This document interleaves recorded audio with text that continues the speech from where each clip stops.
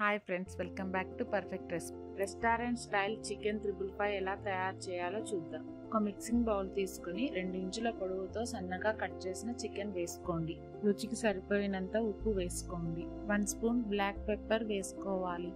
1 spoon అల్లం వెల్లుల్లి, 2 స్పూన్ల మైదా, 2 స్పూన్ల కార్న్ పౌడర్ వేసుకోవాలి. 2 ఎగ్స్ తీసుకొని ఎగ్స్లోని వైట్ ఎల్లో సపరేట్ చేసుకొని వైట్ మాత్రమే వేసుకోవాలి. 1/2 టీ స్పూన్ బేకింగ్ సోడా వేసుకోవాలి. అంతా బాగా కలిసేలాగా కలుపుకొని పక్కన పెట్టుకోవాలి. కడాయి హీట్ అయిన తర్వాత డీప్ ఫ్రైకి సరిపోయినంత ఆయిల్ పోసుకోండి. ఆయిల్ వేడైన తర్వాత ముందుగా కలిపి పెట్టుకున్న చికెన్ని ఒకదానికొకటి కలవకుండా వేసుకోవాలి. స్టవ్ని మీడియం ఫ్లేమ్లో పెట్టుకొని గోల్డెన్ బ్రౌన్ కలర్ వచ్చే వరకు ఫ్రై చేసుకోవాలి. పక్కన పెట్టుకోవాలి.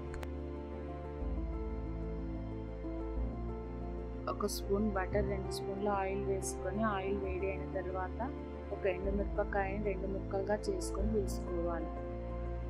1 స్పూన్ వెల్లుల్లి ముక్కలు, 1 స్పూన్ అల్లం ముక్కలు, సన్నగా తరిగిన పచ్చిమిర్చి ముక్కల్ని వేసుకోవాలి. అంతా బాగా కలిసేలాగా కలుపుకోవాలి.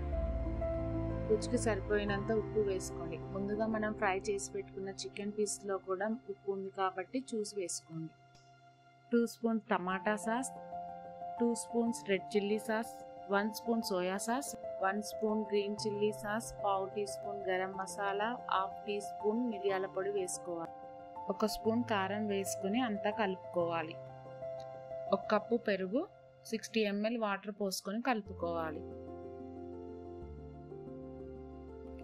ముందుగా ఫ్రై చేసి పెట్టుకున్న చికెన్ ముక్కల్ని వేసుకొని మీకు కావలసిన కన్సిస్టెన్సీ వచ్చే వరకు ఫ్రై చేసుకోండి. పొడుగ్గా కట్ చేసి పెట్టుకున్న క్యాప్సికమ్ ముక్కలు, జీడిపప్పు పలుకులు, కొత్తిమీర వేసుకొని కలుపుకోవాలి.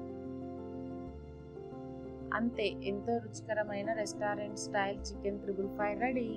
Like, share and subscribe. Latest updates కోసం బెల్ ఐకాన్ని యాక్టివేట్ చేసుకోండి.